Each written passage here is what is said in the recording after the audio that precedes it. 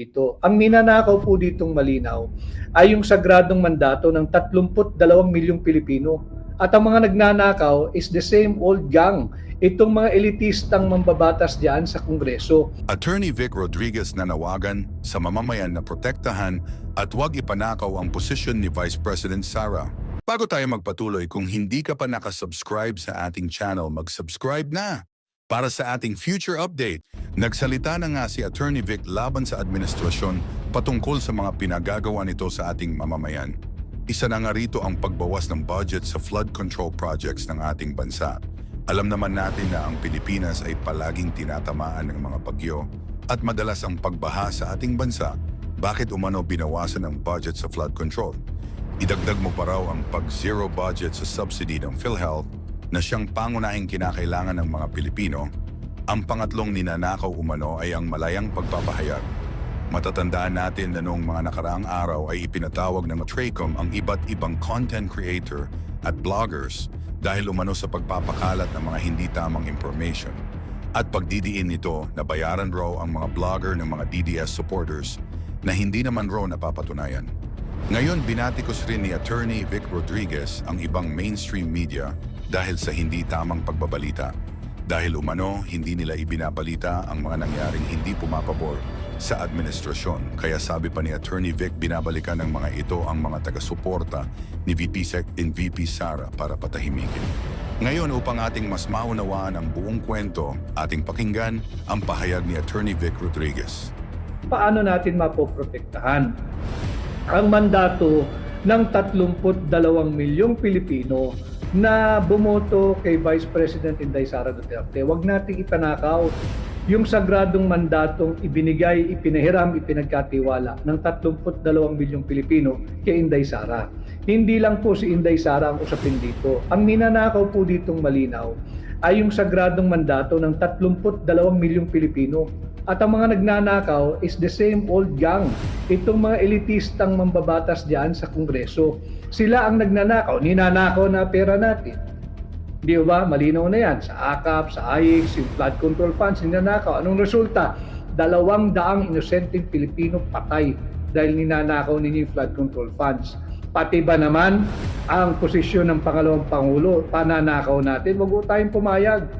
Ay ninanakaw na ho yung ating karapatan eh. Yung karapatan sa malayang pagpapahayag, ninanakaw na rin. Sinubukang imbestigahan yung mga miyembro ng tinatawag nating new media, yung mga social media vloggers. Subalit, very good move naman sila, tumakbo sa Korte Suprema. Kagaya po ng ating ginawa, tumakbo tayo sa Korte Suprema. Ano pong sinabi ni negative campaigner? Tayo daw po'y destabilizer. Imaginein mo, hindi pa nagsisimula ang kampanya, nagne-negative campaign na siya. Bakit? Wala ho siyang maipakitang performance. Zero, bangkarote, bankrupt, negative ang kanyang performance. Kaya kita naman ninyo, bukod sa negative ang kanyang performance, pati ang uri ng kanyang pangangampanya niya, negatibo. Kaya tama ho yung nag-comment doon sa aking pahina eh. Yung doon sa drug test na nga lang ang may mataas sa pag-asa magpositibo, tumanggi pa. Negatibo ang performance, negatibo ang campaigning. Pag-usapan natin itong issue. Issue-based po ang ating pangangampanya. Hindi po tayo lalayo rito. Pag-usapan natin yung issue. Yung issue na talagang wala kayong ginawang mabuti sa loob ng 3 taon ninyong panunungkulan. Kaya yung mamamayang Pilipino, mag-isip-isip po kayo. Kung gusto po niyo magpatuloy ang another 3 years na walang humpay na nakawan, na walang humpay na sinasalaula ang ating taunang budget, wala hong problema sa katulad ko, do you go for his team, yung nagre-resort sa negative campaigning.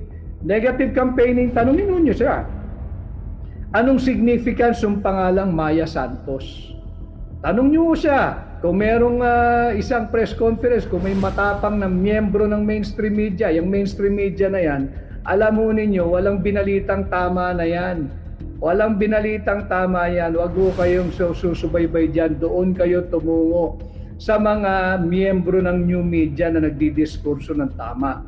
Yan po ang ating pag-usapan. Tanungin siya, ano ang kahalagahan o significance ng pangalang Maya Santos sa kanya?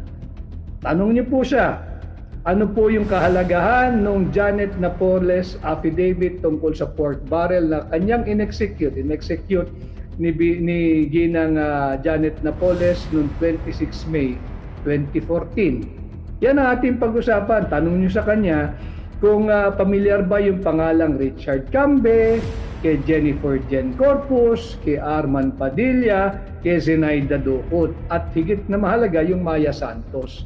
Tanong niyo po sa kanya yan bago siya mag-resort sa negative campaigning. Tanong niyo sa kanya kung gaano kahalaga yung mga pangalan na yan at ano yung significance ng 26 May 2014 affidavit ni Janet Napoles tungkol doon sa pork barrel.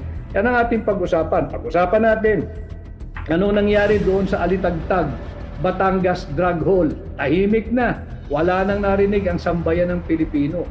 At pag pinagpatuloy niya yung negative campaigning, sasagot lang naman ho kami. O ako siguro, bilang parte ng transparency and accountability, transparent po kami sa hakbang ng maisog.